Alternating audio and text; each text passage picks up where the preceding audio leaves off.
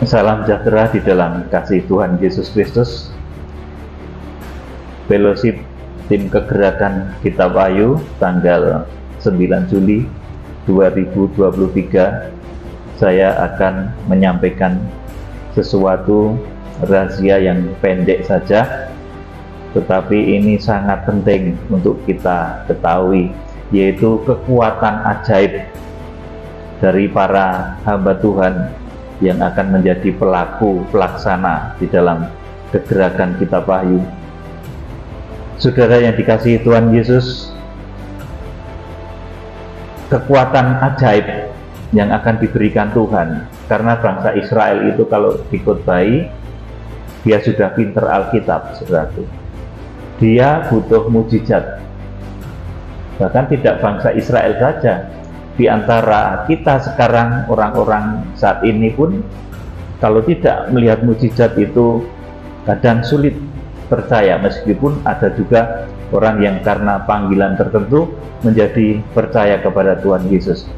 Saudara, bangsa Israel itu untuk bertobat di dalam menjelang akhir zaman, yaitu melalui kegerakan kuda putih, itu membutuhkan mujizat yang besar. Untuk melakukan mujizat-mujizat ini, para hamba Tuhan di dalam kegerakan Kitab Wahyu ini membutuhkan kekuatan yang luar biasa, kekuatan yang ajaib yang berasal dari kuasa Roh Kudus. Maka ada 3 hal yang saya catat di sini. Yang pertama, hamba Tuhan yang menjadi pelaksana dari kegerakan Kitab Wahyu itu harus bersekutu dengan Roh Kudus. Kemudian yang kedua, ini harus memiliki waktu untuk sembah dan doa atau mesbah dupa, ya saudaraku. Kemudian yang ketiga, ini penting juga, setiap pelaku dari kegerakan Kitab Wahyu itu harus memiliki jiwa pengorbanan, mesbah, korban bakaran. 3 ini sangat penting sekali. Saudaraku, ini saya petik dari Kitab Wahyu pasal 8 ayat 1 dan selanjutnya. Ini ayat yang akan saya kupas saat Fellowship Yogyakarta ini. Ketika nanti meterai yang ke-7 itu dibuka, saudaraku, maka sunyi senyaplah di surga kira-kira setengah jam lamanya. Saudara, ini merupakan gambaran dari orang yang memiliki saat atau waktu berhubungan intim dengan Tuhan. Orang-orang yang memiliki waktu khusus berhubungan intim dengan mempelai pria surga. Digambarkan di sini kira-kira setengah jam lamanya. Kalau nanti dibaca kepada ayat-ayat yang selanjutnya, pada ayat-ayat yang selanjutnya nanti dari hal itu kemudian kepada 7 malaikat itu diberikan mujizat-mujizat besar, yaitu untuk peniupan 7 sangkakala. Jadi yang pertama harus dimiliki yaitu bersekutu dengan Roh Kudus. Kita harus memiliki saat-saat bersekutu dengan Roh Kudus. Kita bermeditasi, merenungkan kasih Tuhan, memuja Tuhan, memuliakan Tuhan. Ini kenanya mesbah dupa, saudaraku. Jadi Wahyu pasal 8 ayat yang ke-1 ini nanti kenanya di mesbah dupa, ya. Saat seseorang itu memiliki persekutuan intim dengan mempelai pria, dia bisa merenungkan kasih Tuhan, mempribadikan, merenungkan, kalau Raja Daud gambarkan siang dan malam, saudaraku. Tetapi minim saudara harus memiliki waktu setengah jam, saudaraku, untuk intim kepada Tuhan. Ini tahap yang pertama. Saudaraku, saya juga akan beritahu saudara kapan nanti ketika Wahyu pasal 8 ayat 1 ini digenapi, ketika surga sunyi senyap setengah jam lamanya itu, saudaraku, itu terjadinya adalah 9 bulan sebelum masa pengungsian dan masa harpaso.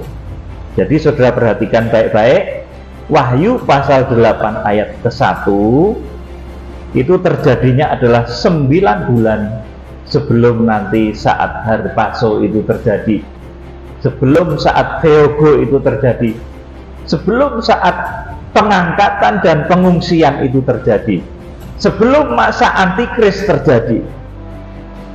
Jadi 9 bulan sebelum masa antikris terjadi, maka kitab Wahyu pasal 8 ayat 1 dan seterusnya itu nanti akan digenapi. Saudaraku, coba kita akan membaca Wahyu pasal yang ke-8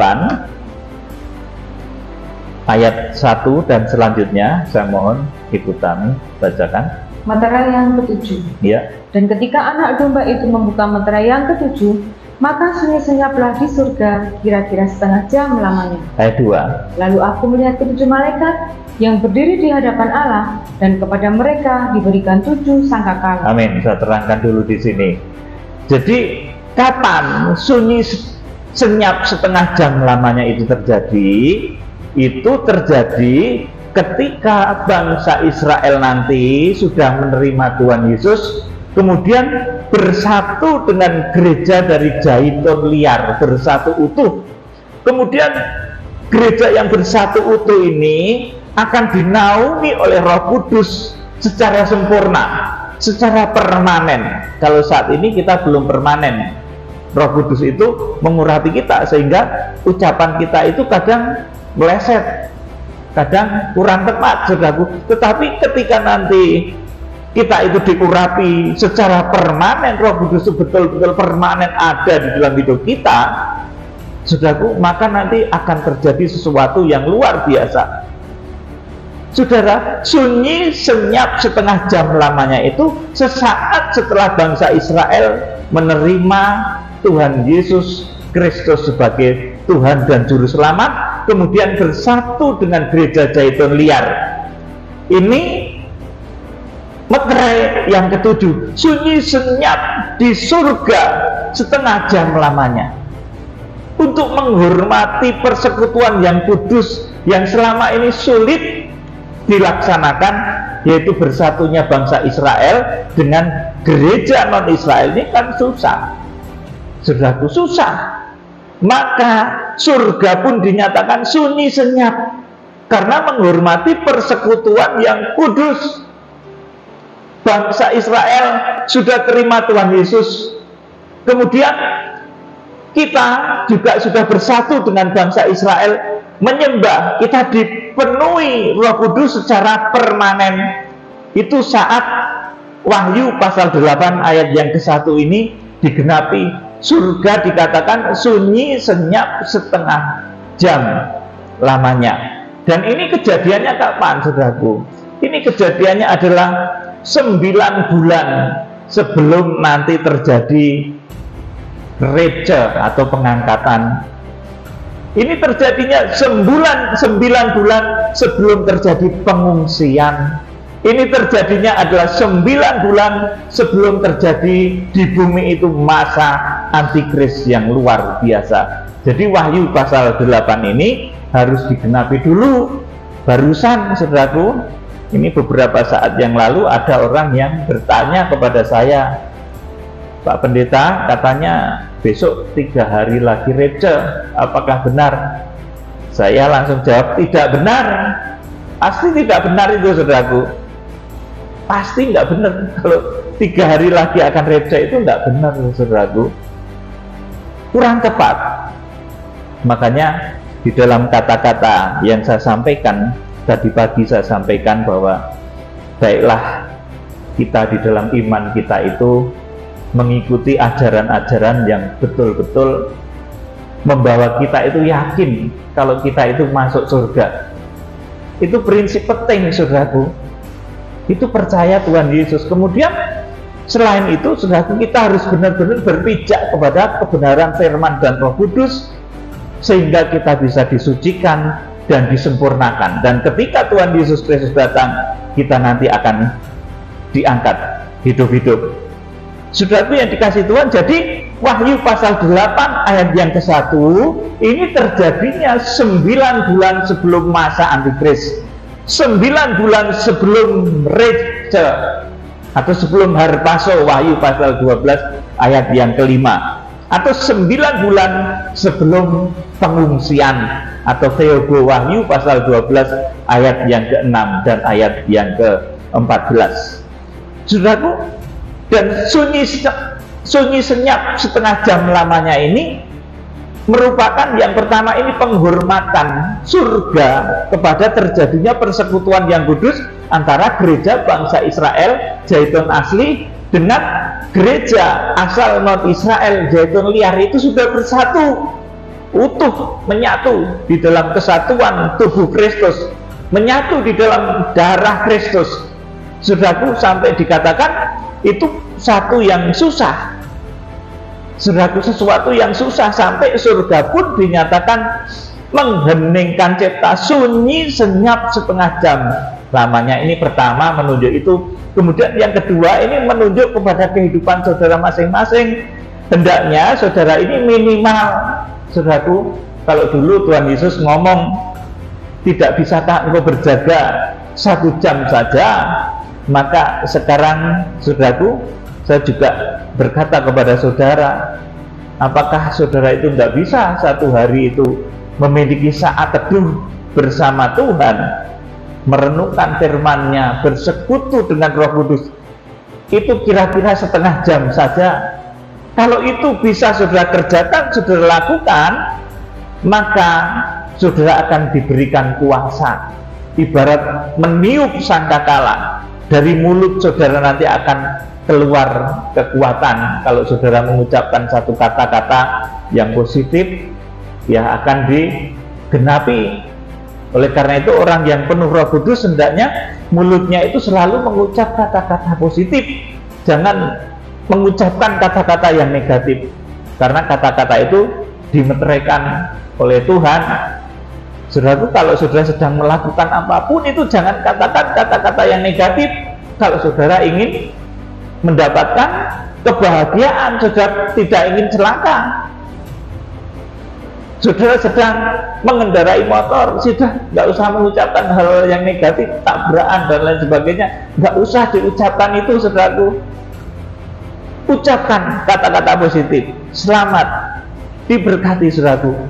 Karena orang-orang yang dipenuhi oleh Roh Kudus itu nanti akan mengucapkan segala sesuatu yang membangun, saudaraku, membangun, tetapi juga saudaraku bisa nanti menghukum orang-orang yang tidak mau bertobat di dalam dosa-dosanya. Mereka tidak bisa bertobat, mereka akan dihukum, saudaraku.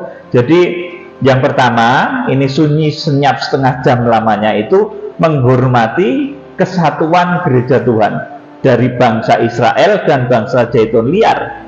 Karena ini kesatuan yang susah terjadi, maka digambarkan sampai surga itu mengheningkan cipta, sunyi senyap setengah jam lamanya. Kemudian dalam aplikasinya sekarang, saudara itu mbok iya belajar punya waktu saat teduh kira-kira setengah jam saja. Kalau saudara itu bisa nonton bola sampai 45 menit kali 2, saudara, masakan saudara itu nggak bisa sembahyang, meditasi, memeditasikan firman dan Roh Kudus dalam hidup saudara, merenungkannya untuk melakukannya selama setengah jam saja, saudaraku. Kalau saudara mampu melakukannya, maka ayat 2 dikatakan, lalu aku melihat ketujuh malaikat yang berdiri di hadapan Allah, dan kepada mereka diberikan 7 sangkakala. Saudara yang bersekutu dengan Roh Kudus minimal setengah jam, saudaraku, dan saudara berusaha untuk menjaga kata-kata lidah, ucapan itu untuk selalu positif, maka kepada saudara akan diberikan kekuatan sangkakala, bukan sangkakala yang besar yang akan ditiup di Wahyu pasal 8 ini. Kalau Wahyu pasal 8 ayat 2 ini, saudaraku, memang nanti terjadi satu nubuatan dari ketujuh guru tentang bencana-bencana akhir zaman, dan nanti itu akan terjadi. Pertama menunjuk kepada itu, Kemudian yang kedua, menunjuk kepada kehidupan saudara. Kalau saudara itu memiliki saat-saat teduh kepada Tuhan, jadi saudara jangan sibuk terus, saudaraku. Banyak orang itu yang kelihatan sibuk sekali tapi lupa dengan Tuhan, akhirnya nggak bisa menghasilkan apa-apa. Tetapi kalau sudah memiliki saat teduh bersama Tuhan, digambarkan memiliki waktu sunyi senyap di surga, persekutuan yang kudus bersama Roh Kudus, kira-kira setengah jam lamanya, maka kepada saudara, kepada mulut saudara ini akan diberikan kekuatan, saudara akan diberikan keberhasilan. Kemudian ayat yang ketiga dibacakan Ibu Tami. Maka datanglah seorang malaikat lain, dan ia pergi berdiri di dekat mezbah dengan sebuah pertupaan emas, dan kepadanya diberikan banyak kemenyan untuk dipersembahkannya bersama-sama dengan doa semua orang kudus di atas mezbah emas di hadapan tahta itu. Amin. Ya, sampai di sini dulu. Jadi ini, maka datanglah seorang malaikat lain dan ia pergi dekat mezbah dengan sebuah pedupaan emas. Saudaraku, ini nanti adalah menggambarkan ketika nanti 7 sangkakala itu akan ditiup. Kejadiannya kapan tadi? Itu 9 bulan sebelum masa antikris. Ingat baik-baik ini, saudaraku. Jadi belum akan ada rapture kalau Wahyu pasal 8 ayat 1 dan seterusnya ini belum digenapi. Ngomong 3 hari rapture, 3 hari lagi ngomong bulan depan rapture, itu orang cari sensasi. Saudaraku, kalau Wahyu pasal 8 ayat 1 ini belum digenapi, maka rapture itu nggak akan terjadi. Saudaraku, peniupan sangkakala ini belum dilakukan, maka saudaraku, rapture itu juga belum akan terjadi, masa antikris juga belum akan terjadi. Ayat 3 ini digambarkan, maka datanglah seorang malaikat lain dan ia pergi berdiri dekat mezbah. Nah, selain memiliki saat teduh bersama Tuhan di dalam sembah, maka malaikat ini juga berdiri di dekat mezbah. Ini mezbah korban bakaran loh, saudaraku.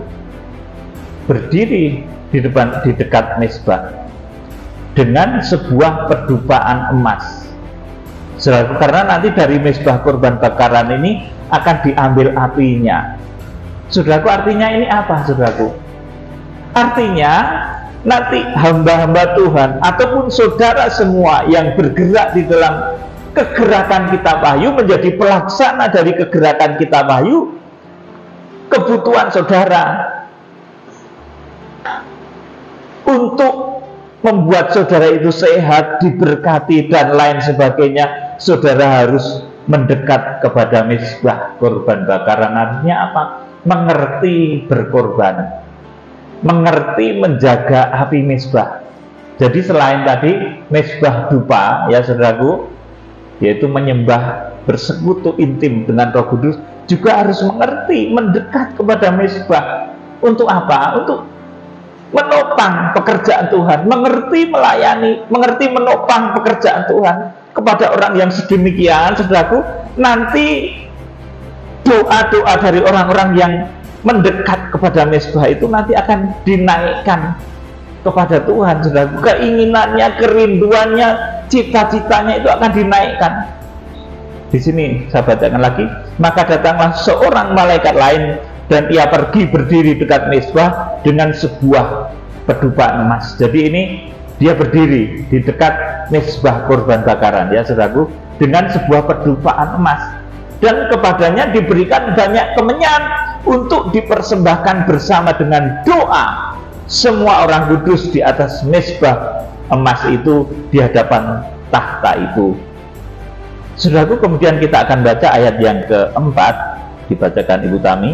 Maka naiklah asap kemenyan bersama-sama dengan doa orang-orang kudus itu dari tangan malaikat itu ke hadapan Allah. Amin. Saudaraku, jadi asap kemenyan bersama-sama dengan doa orang-orang kudus itu naik ke hadapan Allah. Artinya apa, saudaraku? Pengorbanan saudara diurutkan ya. Yang pertama, saudara memiliki saat teduh. Kemudian yang kedua, saudara itu ngerti berkorban, ngerti mendekat kepada mezbah.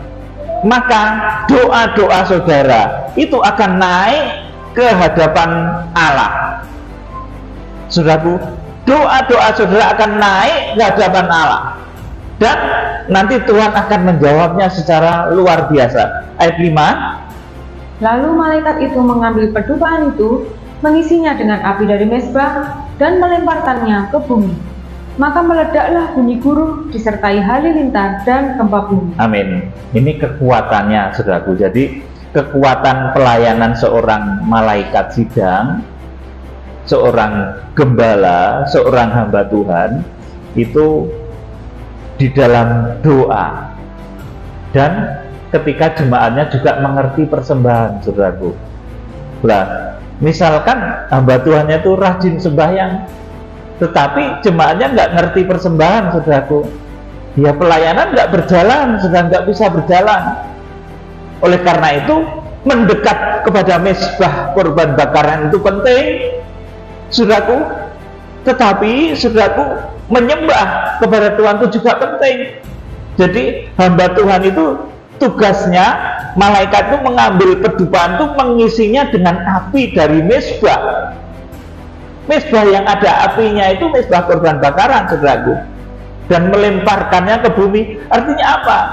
Kekuatan untuk seorang hamba Tuhan itu melayani, kekuatan untuk seorang hamba Tuhan itu melakukan mujizat-mujizat besar, itu pertama adalah korban Kristus yang di dalam Wahyu pasal yang kelima itu digambarkan itu anak domba yang tersembelih.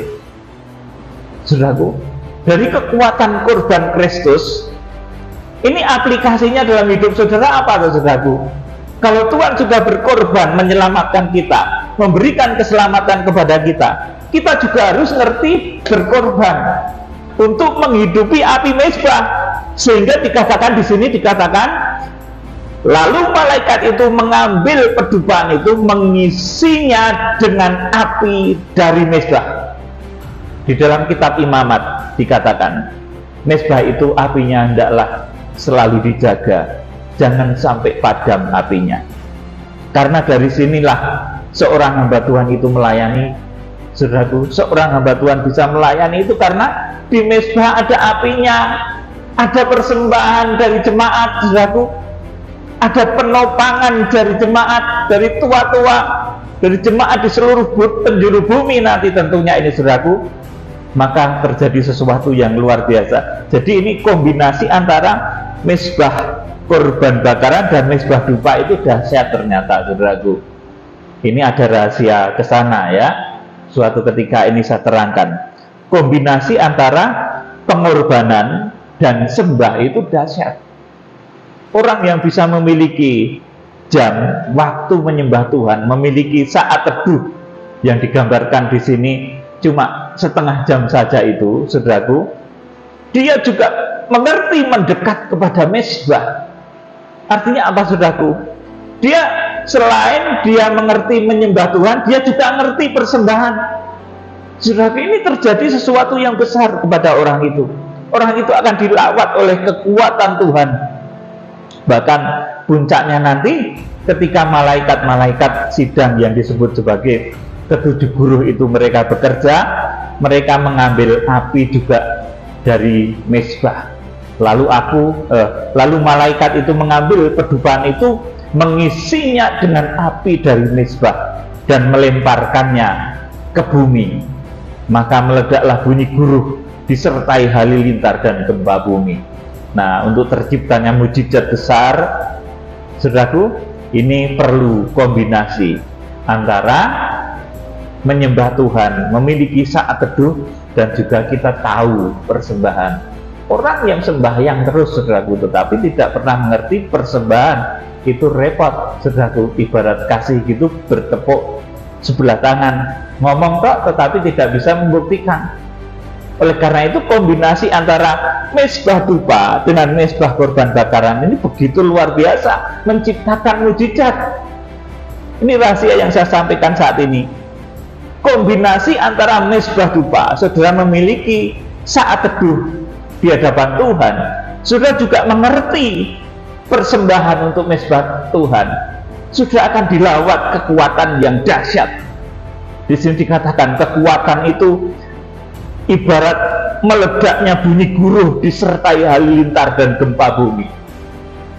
Saudaraku, artinya apa saudaraku? Dalam kehidupan saudara, saudara menghadapi banyak masalah. Kalau saudara rajin sembahyang, memiliki saat teduh kepada Tuhan, saudara juga kalau berkorban itu ringan, nggak hitung-hitungan saudaraku. Saudara, saya itu kadang berpikir, saya itu kalau untuk mesbah Tuhan, untuk pekerjaan Tuhan itu kadang nggak hitung-hitungan, sampai saya lupa, saudaraku, berapa yang sudah saya gunakan untuk pekerjaan Tuhan. Bahkan saya betul-betul lupa, saudaraku. Tetapi herannya kadang orang itu hitung sama mesbah Tuhan, saudaraku. Nah, saya sendiri malah lupa, sampai lupa. Karena begitu ada berkat-berkat ya saya salurkan untuk pekerjaan Tuhan, untuk pelayanan. Saudaraku yang dikasihi Tuhan, jadi ini rahasia yang dahsyat. Kalau seseorang itu bisa mengkombinasikan kekuatan mesbah dupa, sembah, dan kekuatan pengorbanan. Sembah dan pengorbanan itu akan menjadikan saudara pribadi-pribadi yang mampu menciptakan guncangan-guncangan terhadap bumi ini. Saudaraku, jadi orang yang bisa sembah yang tok, tetapi kita ini bahasanya roh, saudaraku, tetapi persembahan itu nggak pernah ngerti. Saudaraku, ini nggak bisa menciptakan mujizat, saudaraku. Nah, ya ada lagi yang lain, saudaraku. Karena kaya, saudaraku, sudah merasa cukup persembahan saja.